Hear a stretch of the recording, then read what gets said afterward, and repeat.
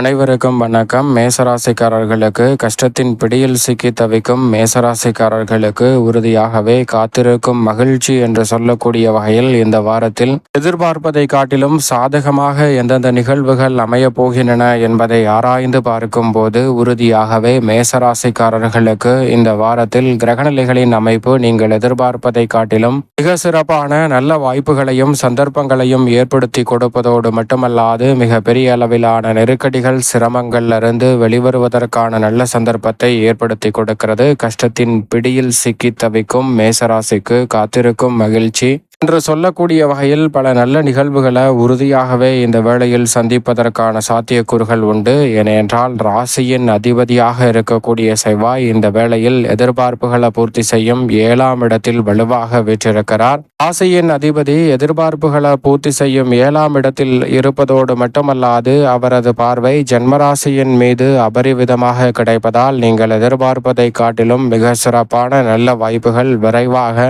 உங்களை தேடி வரக்கூடிய வகையில் பல அதிரடியான வாய்ப்புகளையும் சந்தர்ப்பங்களையும் ஏற்படுத்தி கொடுக்கிறாருங்க. ராசியின் அதிபதியான செவ்வாய் பூமிக்காரகன், மங்களக்காரகன், சகோதரக்காரகன், உத்வேகக்காரகன் என பல பெயர்களில் அழைக்கப்படக்கூடிய செவ்வாய் இந்த வேளையில் எந்தவித எதிர்பார்ப்பாக இருந்தாலும் அப்படியே கனகச்சிதமாக கைகூடக்கூடிய வகையில் மேசராசிக்காரர்களுக்கு சிறப்பாக பூர்த்தியாகும் ஒரு அமைப்பை வெளிப்படுத்துவதால் நீங்கள் எதிர்பார்ப்பதை காட்டிலும் நுணுக்கமாகவும் நுட்பமாகவும் பல்வேறு வகையான வெற்றி வாய்ப்புகளை பெறுவதோடு மட்டுமல்லாது இந்த வேளையில் மிக பெரிய அளவில் காரிய தடை, சிரமம், சிக்கல் என்று இருக்கக்கூடிய பல நிகழ்வுகளை தவிடுபடியாக்கி முன்னேற்றத்தை நிறைவாக பெறக்கூடிய வாய்ப்பையும் சந்தர்ப்பத்தையும் உறுதியாகவே ஏற்படுத்தி கொடுக்கிறாருங்க. ராசியின் அதிபதியான செவ்வாய் 7ஆம் இடத்தில் இருப்பதால் எதிர்பார்ப்புகள் பூர்த்தியாவதோடு மட்டுமல்லாது இந்த தருணத்தில் நீங்கள் எதிர்பார்த்து கொண்டிருக்கக்கூடிய திருமணம், புத்திரபாகியம் உள்ளிட்ட பல சுப நிகழ்வுகளும் இனிமையாக கைகூடுகிறது. ஏனென்றால் குரு மங்கள யோகம் நிறைவாக இந்த வேளையில் கிடைக்கிறது. குரு பகவானின் சுப பார்வை ராசியின் அதிபதியின் மீது அபரிவிதமாக கிடைப்பதால் குரு மங்கள யோகத்தின் காரணமாக உறுதியாகவே இல்லத்தில் நீங்கள் எதிர்பார்க்கக்கூடிய சுப நிகழ்வானது நிச்சயமாக கைகூடும். அது எந்த சுப நிகழ்வாக இருந்தாலும் உறுதியாகவே அவை வெற்றிகரமாக அமையக்கூடிய வகையில் பல்வேறு வகையான நல்ல வாய்ப்பையும் சந்தர்ப்பத்தையும் இந்த வேளையில் ஏற்படுத்தி கொடுக்கிறாருங்க. நீண்ட நாட்கள் பிரச்சனைகள் இந்த தருணத்தில் உறுதியாக முடிவுக்கு வரும். நீங்கள் எதிர்பார்ப்பதை காட்டிலும் இந்த வேளையில் தீரத்தை விளைநிலமாக கொண்டிருக்கக்கூடிய ராசியின் அதிபதியான செவ்வாய் 7இல் இருக்கும் போது உச்சம் பெற்றிருக்கக்கூடிய புதன் இந்த வாரத்தின் இறுதியில் மிகவும் வலுவாக உச்ச நிவர்த்தி பெற்று ராசியின் அதிபதியான செவ்வாயுடன் சுபத்துவ பாதையில் இணைகிறாருங்க. புதன் மற்றும் செவ்வாய் இணையும் தருணம் என்பது உறுதியாகவே அறிவின் அதிபதியாக இருப்பவர் புதன், தீரத்தின் அதிபதியாக இருப்பவர் செவ்வாய். இந்த இரண்டு கிரக நிலைகளும் ஒன்றாக இணையக்கூடிய இந்த வேளையில் வீரமும் விவேகமும் ஒன்று இணைவதால் முரட்டுத்தனத்துடன் புத்திசாலித்தனமும் இணையக்கூடிய இந்த வேளையில் அதிரடியாகவும் தடாலடியாகவும் நீங்கள் நினைப்பதை காட்டிலும் கஷ்டத்தின் பிடியில் இருந்து வெளிவருவதோடு மட்டுமல்லாது காத்திருக்கும் மகிழ்ச்சி என்று சொல்லக்கூடிய வகையில் பல நல்ல வாய்ப்புகள் உங்களை தேடி வரப்போகிறது. மதிநுட்பத்தை நன்கு பயன்படுத்தி சிரமம் என்று நினைக்கக்கூடிய காரியங்களை கூட எளிதில் செய்து முடிக்கக்கூடிய அற்புதமான வாய்ப்பை புதன் மற்றும் செவ்வாய் இணைந்து வலம் வரக்கூடிய இந்த வேளையில் ஏற்படுத்த போகின்றன. எனவே மிக நுணுக்கமாகவும் நுட்பமாகவும் பல்வேறு வகையான பணிகளை செய்வதோடு மட்டுமல்லாது மிக அபரிவிதமான வளர்ச்சியையும் சந்திக்கக்கூடிய நல்ல வாய்ப்பும் சந்தர்ப்பமும் இந்த வேளையில் மேசராசிக்காரர்களாகிய உங்களை தேடி வருகிறது. சரியாக பயன்படுத்திக் கொள்ளுங்கள். வித்யாகாரகரான புதன் உச்ச நிவர்த்தி பெற்றாலும் சுபத்துவ பாதையில் சப்தமத்தில் அமர்வதோடு மட்டுமல்லாது ஜென்மராசியை பார்க்கிறார். எனவே உணர்ச்சி வசப்படாமல் நிதானத்துடனும் பொறுமையுடனும் நடந்து கொள்வதால் நல்ல முன்னேற்றம் உண்டு. மாணவர்களின் கல்வியில் வியக்கத்தக்க வகையில் அறிவாற்றல் அதிகரிக்கும். எதிர்பார்க்கக்கூடிய காரியங்கள் தடையில்லாமல் இந்த வேளையில் உறுதியாகவே கைகூடும் என்பதில் சந்தேகமே இல்லை. அதோடு மட்டுமல்லாது இந்த வேளையில் மிகவும் வலுவாக ராசியின் உச்ச அதிபதியாக இருக்கக்கூடிய சூரியன் மிகவும் வலுவாக யோகஸ்தானம் என்று சொல்லக்கூடிய 6ஆம் இடத்தில் அபரிவிதமான மாற்றத்தையும் முன்னேற்றத்தையும் அள்ளி கொடுக்கக்கூடிய வலுவான அமைப்பில் விளம்பருகிறாருங்க. சூரியன் 6இல் இருப்பது அனைத்திலும் வெற்றி என்று சொல்லக்கூடிய நல்ல வாய்ப்பையும் சந்தர்ப்பத்தையும் ஏற்படுத்தி கொடுக்கிறார். ஏனென்றால் ராசியின் உச்ச அதிபதியாக இருப்பதோடு மட்டுமல்லாது ராசியின் ராஜி யோகாதிபதியாகவும் ராசிக்கு சகாயமானவருமாக இருக்கிறார். அவர் 6இல் இருப்பதால் மறைமுக தொல்லைகள், ஆரோக்கிய தொல்லைகள் முற்றிலுமாக கட்டுக்குள் வரும். நீண்ட நாட்களாக உடல் ரீதியாக பல தொல்லைகளை சந்தித்து வரக்கூடியவர்களுக்கு அதிலிருந்து விடுபடக்கூடிய வகையிலும் உடல் ரீதியாக நல்ல ஆரோக்கியம் நிறைவாக படிப்படியாக அதிகரிக்கக்கூடிய வகையிலும் சிறப்பான வாய்ப்புகள் உங்களை தேடி வருகிறது. சரியாக பயன்படுத்திக் கொள்ளுங்கள். அதோடு மட்டுமல்லாது பொதுவாகவே சூரியன் 3, 6, 10, 11 ஆகிய இடங்களில் அதிரடியான மாற்றத்தை ஏற்படுத்தி கொடுப்பார். அதில் ஒரு இடமான யோகஸ்தானத்தில் அமர்ந்திருப்பதால் நினைப்பதை காட்டிலும் அபரிவிதமான வளர்ச்சி உறுதியாகவே உங்களை தேடி வருகிறது. அது மட்டுமல்லாது உஷ்ண கிரகம் என்று அழைக்கப்படுகிறார். அவர் சாதகமாக இருப்பதால் உடல் ரீதியான ஆரோக்கிய தொல்லைகள் உள்ளிட்ட பல சிரமங்கள் விலகுவதோடு நன்மை நிறைவாக கிடைக்கும் அற்புதமான வேளையாகவும் இந்த தருணம் அமைகிறது. சரியாக பயன்படுத்திக் கொள்ளுங்கள். அதோடு மட்டுமல்லாது இந்த தருணத்தில்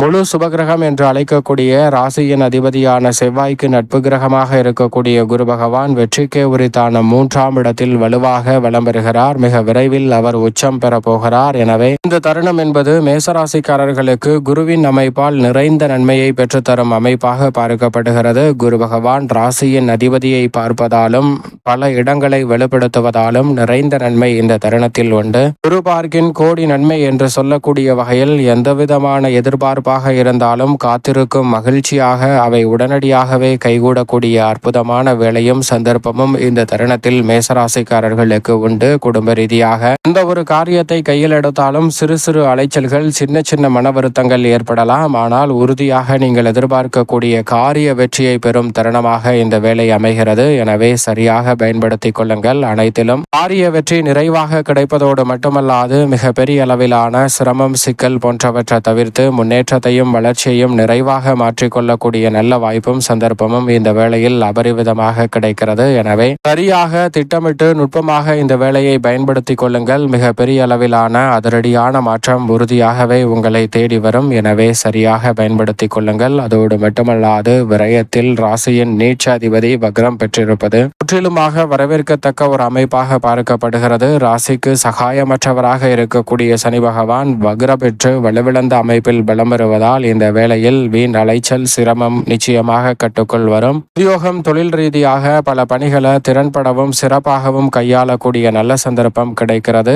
எதிர்மறையான எண்ணங்களை தவிர்த்து நேர்மறையான எண்ணங்களுடன் ஆக்கப்பூர்வமான செயல்பாடுகளை மேற்கொள்ளக்கூடிய சந்தர்ப்பம் உண்டு. அலைச்சல், பணிச்சுமை அதிகரித்தாலும் எதிர்பார்க்கக்கூடிய நல்ல வாய்ப்புகளும் சந்தர்ப்பங்களும் இந்த வேளையில் மேசராசிக்காரர்களுக்கு உறுதியாகவே நிறைவாக கிடைக்கிறது. எனவே பெரிய அளவிலான காரிய தடைகள் நிச்சயமாக கட்டுக்குள் வரும். நினைப்பதை காட்டிலும் சனி வக்ரம் பெற்றிருப்பதால் பல வகையில் அதிரடியான மாற்றத்தை குறைத்து நன்மை நிறைந்த ஒரு தருணமாக மாற்ற கொடுக்கிறாருங்க. பங்குதாரர்கள், வாடிக்கையாளர்களின் ஒத்துழைப்பு சாதகமாக அமைவதோடு லாபத்தை உயர்த்தி கொள்ளக்கூடிய நல்ல சந்தர்ப்பம் உண்டு. நிழல் கிரகமான ராகு லாபஸ்தானமாகிய 11இல் வலம் வருகிறார். ராகுவை போல் கொடுப்பார் இல்லை என்று சொல்லக்கூடிய வகையில் அதீதமான மாற்றத்தை ஏற்படுத்தி கொடுக்கக்கூடிய ஆற்றல் பெற்றவராக இருப்பவர் ராகு. அவர் மிகவும் நிறைந்த நன்மையை முழுமையாக அள்ளி கொடுக்கக்கூடிய அமைப்பில் லாபஸ்தானத்தில் வலம் வருகிறார்.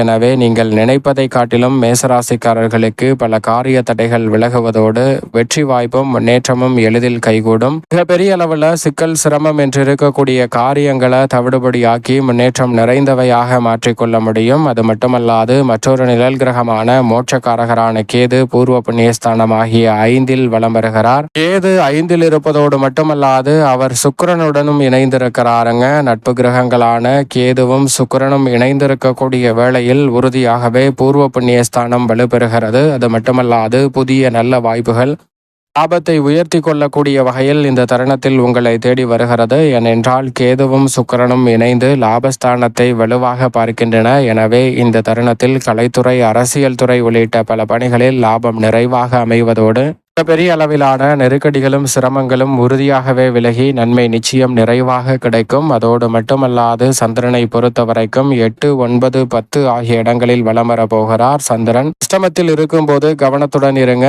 அதை தொடர்ந்து மிக வலுவாக நன்மை நிறைவாக வலம் வரக்கூடிய அமைப்பில் வலம் வர போகிறாருங்க. நன்மை நிறைவாக கொடுக்கக்கூடிய அமைப்பில் சந்திரன் வலம் வருவதால் நினைத்த காரியம் உறுதியாகவே வெற்றிகரமாக அமையும். மேலும் இந்த தருணத்தை சாதகமாக மாற்றிக்கொள்ள வேண்டும் என்றால் உறுதியாகவே மேசராசிக்காரர்கள் இந்த வேளையில் வாரத்தில் வியாழக்கிழமை விரதமிருந்து அருகாமையில் உள்ள வராகி அம்மன் ஆலயம் சென்று தீபம் ஏற்றி வழிபாடு செய்யுங்கள். உங்களுடைய வாழ்வில் ஏற்படக்கூடிய தடை தாமதங்கள் விலகி மகிழ்ச்சியும் முன்னேற்றமும் நிறைவாக கிடைக்கக்கூடிய வகையில் பல நன்மை நிறைந்த வாய்ப்புகள் உறுதியாகவே மேசராசிக்காரர்களாகிய உங்களை தேடி எளிதில் வரும்.